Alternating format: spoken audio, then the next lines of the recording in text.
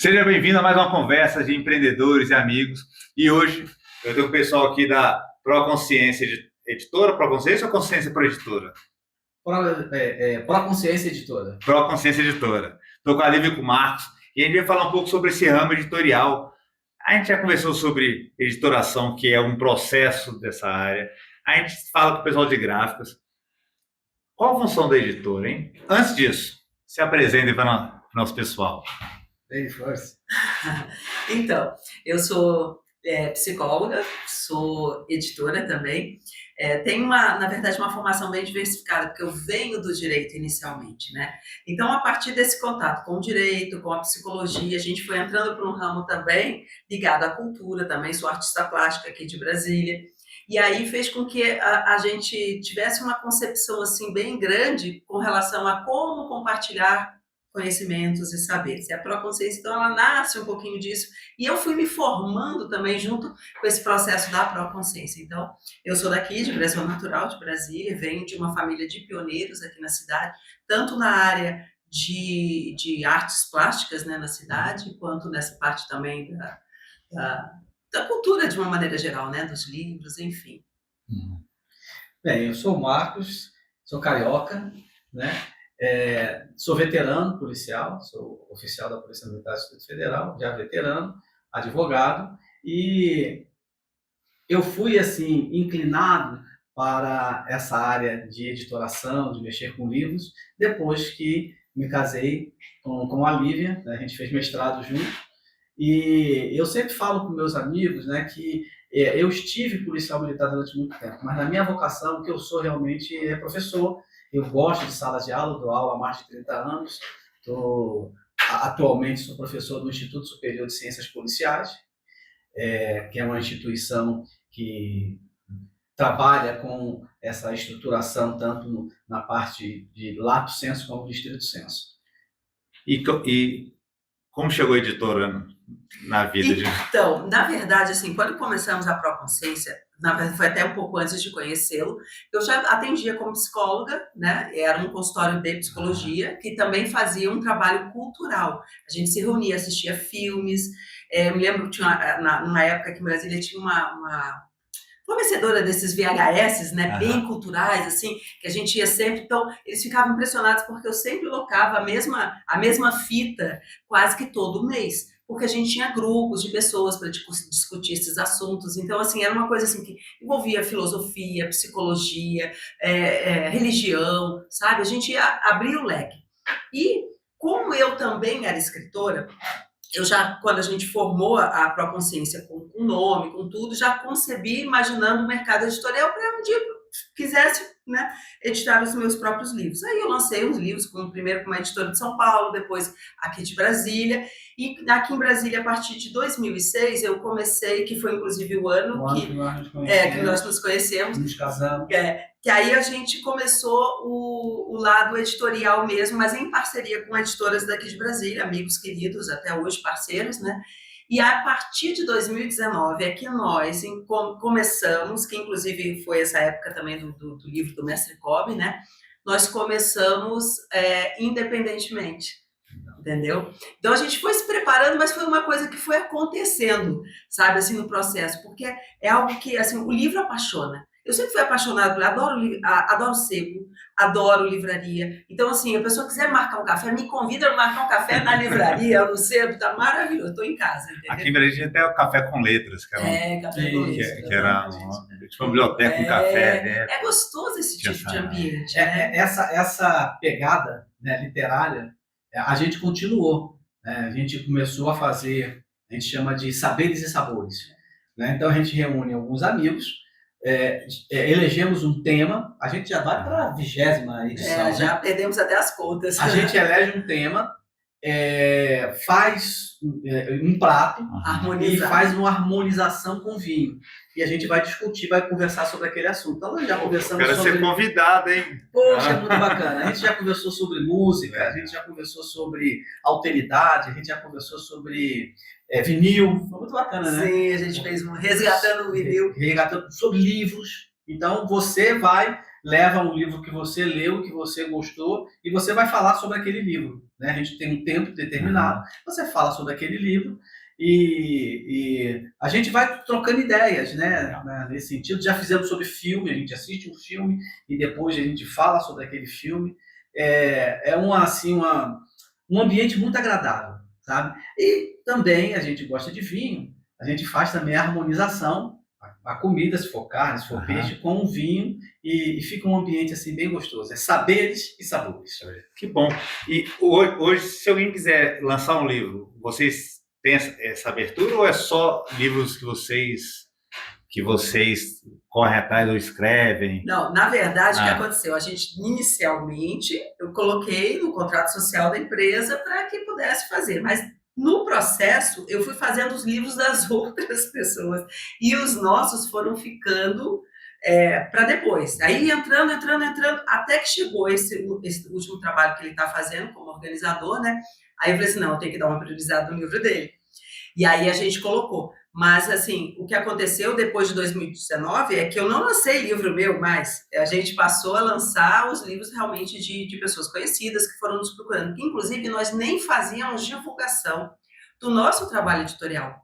Era indicação boca a boca. Isso que, assim, por um lado também é bacana, porque a gente vê, assim, a satisfação do cliente, do autor, né, trazendo outro autor. Não é nem que eu falo assim, olha, avisa que a gente está... Não, nada, porque... Gente, o processo editorial é muito trabalhoso, né? Ele realmente demanda um tempo, sabe? Algo que às vezes o autor ele não tem essa ideia. E eu falo assim, às vezes você pega um material e lê o material.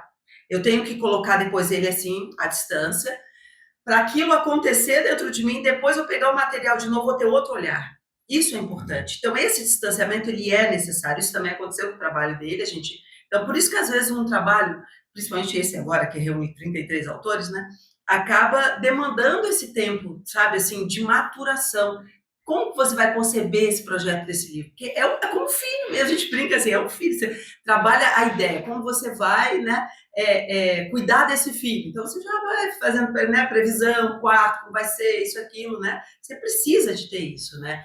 Então... Mas eu tenho que mandar para, exemplo, estou escrevendo um livro, tá. Eu tenho que mandar para vocês o Word ou eu tenho que mandar esse diagramado para vocês? Não, pelo amor de Deus, não me mande diagramado. Me manda no Word, a ideia é essa, a gente recebe, né, no e-mail institucional da editora, o original, que a gente chama assim, né, no Word, e aí a gente vai trabalhar, primeiro a gente vai avaliar. Então, a gente não publica qualquer livro, a gente vai avaliar. Você deve ter uma linha editorial. Exatamente, uma linha editorial, para ver se está de acordo com a linha editorial, entendeu? Tudo. Enfim, o que a gente faz. Senão, a gente às vezes até indica outra editora parceira, entendeu? Isso aí não há problema. E a gente também é muito realista com relação a prazo, porque às vezes as pessoas querem, elas chegam para nós e falam assim, meu livro está pronto. Eu quero só publicar, entendeu? Eu preciso que o livro já está pronto. Não. Aí você vai trabalhar o livro, né? Aí ela me dá o livro, dá uma lida aí. Aí a gente dá uma lida no livro e fala, esse livro não está pronto. Está cheio de erros de português, está cheio de erros precisa ter um trabalho, precisa eliminar muitas repetições. A gente verifica também que tem muita coisa utilizada com inteligência artificial. Né? Então é outro problema. Tem citações que não estão na referência. Sem citações, né? Citações sem citações. Então, tem uma série de situações que a gente vai elencar, né, e verificar. Realmente vai ter que dar um trabalho muito grande, esse livro não está pronto. Mas na cabeça da pessoa que fez um contato, o livro está pronto, precisa só um detalhezinho publicar. Então, assim, a gente tenta assim, criar uma cultura que a pessoa possa entender o processo do livro. Primeiro, que editora não é a mesma coisa que gráfica. Tem editoras que são editoras e gráficas. A nossa é editora, nós temos gráficas parceiras. Então, porque o autor, quando ele chega lá, meu livro está pronto. É só, tipo assim, finalizar a diagramação, já pré-diagramei e mandar para a gráfica. Não, então você está procurando a pessoa errada, porque não é aqui. Se for para fazer isso, a pessoa pode fazer sozinha, ela não precisa da editora. Mas se ela quiser ter um critério de avaliação no livro dela, uma análise crítica sobre o livro dela, as pessoas têm medo dessa palavra, análise crítica. Vocês analisam, né? Essa parte, quando você fala análise crítica, se ele é um livro vendável ou não, também é analisado isso, ou não? A Pouco gente importa avalia, mas não é o nosso foco, tá? Assim, a nossa editora não tem como um foco comercial. Veja, ela tem que ser comercialmente sustentável, mas não é esse o objetivo principal da editora. Por quê? Porque senão a gente não viabiliza os pequenos, assim, os autores desconhecidos, os autores locais, que é um propósito da nossa editora também dar possibilidade para autores que talvez não tivessem possibilidade em outras editoras. Então, assim, faz parte da nossa responsabilidade social. A gente tem um cuidado com isso. Não quer dizer que a gente vai publicar qualquer autor, não é isso, porque o livro precisa ter qualidade. Então, já começa por aí e está alinhado também. Porque às vezes tem qualidade, mas não está alinhado com a nossa linha editorial, né? Então, a gente faz uma análise crítica. E essa palavra crítica, as pessoas têm muito medo dela, que parece que tá... Não é isso, é porque você tem que olhar o livro na perspectiva de um leitor. Eu não vou olhar só na perspectiva do mercado, eu vou olhar também no mercado, que eu vou fazer concepção de capa, de título e tal, né? Mas eu tenho que olhar pensando a experiência do leitor, para imaginar que esse leitor vai poder extrair o máximo do conteúdo que você tem para passar. Porque como o autor tem o conhecimento na cabeça dele, ele acha que todo mundo tem. E não é assim. Então, às vezes eu sugiro nota de rodapé, às vezes eu insiro nota de rodapé e apresento para o autor autorizar, então eu boto lá nota da editora. Insira uma figura, um gráfico, sabe? Porque isso assim, amplia a experiência do leitor sobre... Então, assim, na verdade, eu estou tentando extrair o máximo daquele autor. Só que ele não sabe disso, ele acha que está pronto e está pronto. Não quer, às vezes não quer mexer nem no título, que é uma dificuldade também, sabe? Então, tem títulos que engessam o processo dele no mercado editorial. Exatamente porque aí inviabiliza no sentido comercial. Então, ele vai ter o livro pronto, mas ele não vai ter muita aceitação no mercado. Né? A capa também se sugere. Isso, tudo. Inclusive, assim, a gente procura ter um cuidado também de respeitar o sonho do autor. Então, o autor vem assim, porque eu sonhava com uma capa azul. Mas o livro dele não combina muito com a capa azul, hipótese, né? Então, a gente às vezes sugere, mas se o sonho dele é aquele, a gente vai tentar o mais próximo, porque o nosso objetivo é satisfazer o autor, a gente e o leitor. Então, a gente tem um triângulo aí, sabe? Então, a gente tenta fazer uma composição, porque, assim, a nossa editora tem realmente um diferencial nesse sentido, que eu vejo, às vezes, autores queixando de outras editoras que não dão espaço para eles opinarem. E eu quero ouvi-lo, eu quero saber qual a expectativa que ele tem. Primeira leitura que eu faço é a primeira expectativa. O que você quer para o seu livro? Se a pessoa chega para mim, eu quero ser um best-seller, não é isso. Porque a pessoa, às vezes, ela tem uma idealização sobre o livro e uma fantasia de ser um fenômeno, de ser isso, que, de repente, é uma pegada meramente comercial. E a nossa editora não trabalha assim. Não é que a pessoa um dia não possa ser, mas a gente não alimenta esse tipo de fantasia porque existe um processo, um caminho para isso. Percebe? Que nem todo mundo está disposto a pagar esse preço. Existe um preço a ser pago para isso, entende? E mesmo assim, com preço pago para isso, também não é uma fórmula 100% certa, entende? E as pessoas não sabem os meandros disso, mas querem porque acham que o conteúdo é tão bom que isso vai acontecer. Então, às vezes, a gente procura, assim, sondar para sentir, olha, que isso? Você quer... Assim, você trabalha o seu livro, por exemplo, você vai trabalhar o conteúdo do seu livro, que é o que a gente recomenda.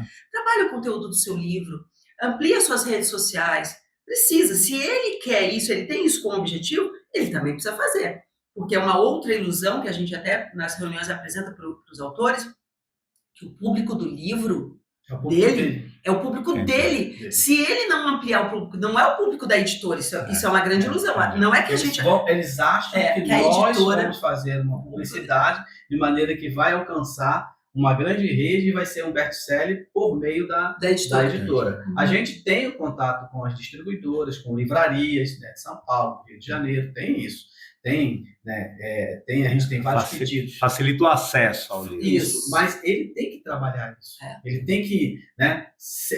tem que, viabilizar por meio dos amigos, a família, né? E aí ele faz o termômetro. Né? Isso aí é vendável, as pessoas estão gostando, né? Ele compra o livro, comenta, né? E ele acha que a gente vai pegar o livro e vai fazer dele um best-seller, que é isso que ela está falando. Não é a realidade. Mas falando de livro, amanhã tem o lançamento de um livro novo aí. É o Isso, Filho né? Querido do mês ou do ano? No meu caso, é do ano, né? Porque a gente está trabalhando nesse livro já há 1 ano e meio, né? Vai ser na terça-feira, no Dia 3? dia 3, né? Ali no Parlamundi, na LBV, vai ter um evento internacional, vai estar reunidos as maiores autoridades de segurança pública do mundo, né? ISP, tanto de segurança pública como de defesa, né? Então, fomos convidados pela Frente Parlamentar de Segurança Pública para poder fazer o lançamento desse livro. Então, é um livro que está vendo. O que a Lívia falou anteriormente, de trabalhar o conteúdo do livro, a gente vem fazendo isso há 1 ano e meio.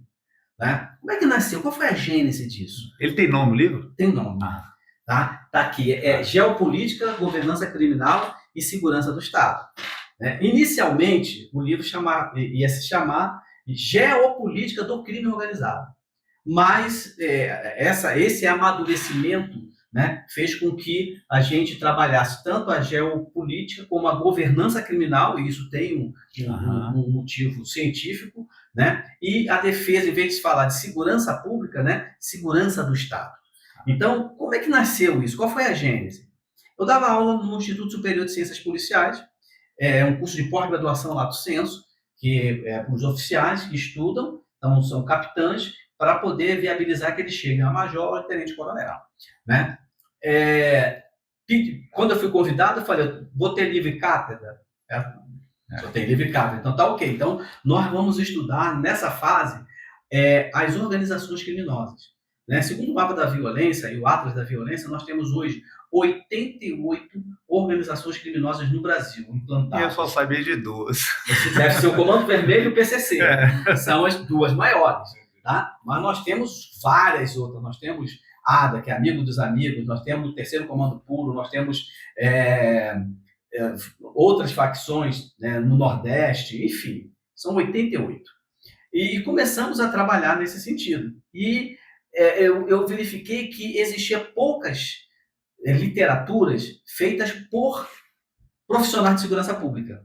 Né? Nós temos muita coisa, mas geralmente de gente que ou lê ou faz pesquisa, mas não são aqueles operadores de segurança pública que vivem a segurança pública. Né? Então reunimos um grupo, lançamos o desafio de escrever esse livro, cada um nas suas áreas. Então estabelecemos os eixos, né, querida? Né? Conversamos e sempre a gente está sempre conversando, né? Não é um trabalho individual, é um trabalho coletivo, aonde, né, eu estou sempre conversando com Lívia, o que ela acha e tal. Então, montamos isso, e são 6 eixos.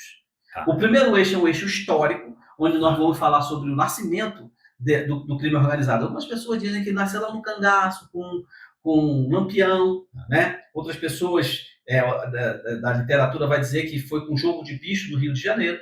Né? Outros, que houve uma mescla dos criminosos comuns com os criminosos políticos. Né? Na Ilha Grande. Na Ilha Grande, onde nasceu a Falange Vermelha e depois o Comando Vermelho. Enfim, a gente vem tratando a parte histórica. É como se você fizesse uma viagem, né, ao longo do tempo, e a gente vem comentando sobre esses vários aspectos. Essa é a parte histórica. Faz um aprofundamento no Rio de Janeiro e em São Paulo, porque foram, né, onde teve a gênese, ali, tanto do Comando Vermelho como o PCC, que é uma das 2 que você conhece. Né? E chegamos também um pouquinho lá no Rio Grande do Norte, porque o secretário de Segurança do Rio Grande do Norte e alguns especialistas escreveram também sobre as organizações criminosas lá do Rio Grande do Norte. Então, essa é a primeira. Eles falam do sindicato do crime lá. O outro aspecto é o social. Então, tem o histórico, depois vem o social. Como que o crime organizado modifica essa parte social? Né? Como que eles trabalham, né, essa exploração, né, esse domínio territorial? Né? Os senhores do morro, os donos do morro, eles começam primeiro oferecendo ajuda, eles se colocam no lugar do Estado, mas depois eles dominam e escravizam as pessoas. Então, tem vários autores falando sobre esses aspectos sociais. Depois nós vamos para os aspectos econômicos. Olha, são bilhões e bilhões de reais, né, Lívia? Trilhões. Que circulam, né, nesse mundo, né, das facções criminosas. Inclusive, eles já chegaram à Faria Lima, eles fazem investimento na Faria Lima, então eles têm aplicações, eles têm a ramificação, por exemplo, do PCC é fantástica. Tá? O quinto maior distribuidor de combustível em São Paulo está na mão do PCC. Nossa. Né? Eu estou falando bem uma coisa bem resumida. Aí nós vamos para a parte da resposta do Estado. E agora a gente vai ver o que o Estado está trabalhando. Então, nós entramos para a parte política. Então, olha só, histórico, social, econômico e um eixo político. Então, nós fizemos também um grupo, falar, o que nós queremos é que vocês mergulhem nessa parte política e vamos trabalhar essa parte política, que é exatamente sobre essa governança criminal, sobre a imposição do crime organizado, fazendo frente e substituindo o Estado. Né? É o Estado paralelo. Então, é o enfrentamento da dimensão ideológica do crime, né? E da insurgência criminal nos domínios armados. Então, nós vamos trabalhar bem isso. Essa parte política é bem interessante, né? Tem coisas muito atuais. Depois nós vamos para a parte que é a parte orgânica, né? Que é a parte de enfrentamento. Como que as forças, como que a inteligência é trabalhado nesse sentido. Então, nós pegamos pessoas da ABIN, pegamos pessoas que são especialistas na área lá do Congresso Nacional, que escreve sobre isso, né? Convidamos, eles aceitaram, então está um trabalho muito dinâmico e bastante diversificado nessa área. Então, nós vamos falar sobre inteligência, nós vamos falar sobre a doutrina do targeting, que é uma técnica utilizada no militar, na parte militar. Então, nós temos um escritor que foi aos Estados Unidos, fez um estágio lá, viveu um tempo lá e está fazendo a sugestão de como isso é aplicado na segurança pública aqui. E nós temos também a parte das intervenções complexas. Então, nós vamos falar sobre a intervenção lá no Complexo do Alemão, né? A operação que foi feita lá no Rio de Janeiro. Então, pegamos, inclusive, isso, né? Que é bem atual. Foi em novembro do ano passado, então está bem atual. Então, conversamos a esse sentido. E, por último, a gente trabalha com a ciência baseada em evidência. Então, nós vamos trabalhar como que isso é visto por parte da academia, né? Então, como que a universidade trabalha isso, como que a imprensa trabalha isso, a glamourização do crime, e fazemos, né, uma costura, né, uma linha em que vai unir esses 6 eixos, fazendo uma conclusão, né, e uma sugestão ao Estado para que possa implementar algumas políticas públicas. O livro está muito interessante. Quem é o público-alvo do livro? Assim? Quem seria? Eu, como cidadão, seria um público também ou só o pessoal que está na... Também, não. Porque o crime organizado ele está tão diversificado que ele abrange, né, toda a sociedade. Né? A parte histórica, tudo bem, é mais uma coisa intelectual, mas você sente na parte econômica, você sente na parte social, você sente na parte logística, no enfrentamento, você também é atingido, né, pelo ensino, pela mídia. Então, é importante para todo mundo. Então, ele tem, obviamente, um público direto, que são a formação, né, as academias de polícia, tanto civil como militar. Então, Polícia Civil, Polícia Federal, Polícia Militar, Corpo de Bombeiros, guardas municipais, guardas penais, né? Esse pessoal, eles precisam... É um livro de cabeceira para essa turma. Tá? Agora, as universidades também é importante, estudantes da área de segurança pública, né? E o público em geral se conhecer, né, cada vez mais como está atuando o crime organizado, é importante até como prevenção, para que ele possa, né, se prevenir a esse respeito. Tá, então vai ser lançado amanhã, dia 3 de fevereiro, no Palarmundi. Tá, eu não vou poder estar lá. Onde é que eu posso comprar esse livro? Eu entro no site de vocês? Como é que eu acho esse livro? Sim, pelo site da editora, mas depois vai estar na Amazon, vai estar... A pessoa, inclusive, pode pedir na livraria, mesmo que não esteja, porque a gente manda para os distribuidores e as livrarias solicitam aos distribuidores. Então, a gente respeita muito esse fluxo, sabe? Até para poder o livro ter vamos dizer assim, uma distribuição maior em termos de território nacional, sabe? Então, a gente recomenda que a pessoa solicite pelo nome do livro, solicite a livraria que peça. Ela pede ou diretamente para o editor ou para o distribuidor. Isso é importante vocês entenderem. Como é que vocês ajudam as editoras no Brasil? É pedindo na livraria mesmo. Esse é o melhor caminho. Por que é o melhor caminho? Porque você faz girar a roda das editoras. As editoras vivem porque elas precisam distribuir os livros delas para as livrarias. Se você não pede lá, você não vai chegar até lá. Mas o site de vocês é qual? www.proconsciência.com.br. Visite esse site, você vai ver outros livros lá, como por exemplo o livro do Krav Maga, do Legado do IME, né? Tem assuntos relacionados à poesia, né? A artes marciais, a autoconhecimento, enfim. O site é um site, nós somos uma editora pequena, mas nós já estamos com, né, mais de 3 dezenas de livros já publicados. Que bom, hein? Eu tenho só que agradecer. Se você não segue, tem Instagram? Tem Instagram, Proconsciência. Proconsciência. Então, segue eles, vai no site, visite, vê os livros que tem lá. Pode pedir por lá também? Pode, né? Pode pedir por lá, pode ir na Amazon, que a maioria está na Amazon também. Segue eles, compartilhe hoje isso aqui, curta a gente e as palavras finais de vocês. Muito obrigado pela vinda. Que seja um sucesso esse livro amanhã.